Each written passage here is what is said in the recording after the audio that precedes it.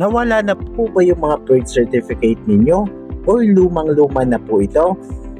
Guys, huwag niyo na pong problemahin yan dahil dito sa video na ito, ituturo ko po sa inyo kung paano po tayo kukuha ng ating panibagong birth certificate online gamit lang po yung ating cellphone.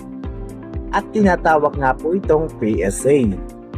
So if I'm not mistaken guys, yung ating birth certificate ay hindi po siya official documents. So data record po natin siya nung pinanganak po tayo.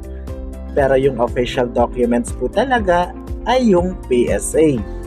So dapat guys meron po kayo nito dahil requirements po ito pag mag-a-apply po kayo ng trabaho. Kaya panoorin nyo guys ang video na ito para malaman ninyo kung paano po kayo kukuha ng PSA online. So ang ikinaganda dito guys dahil hindi na po kayo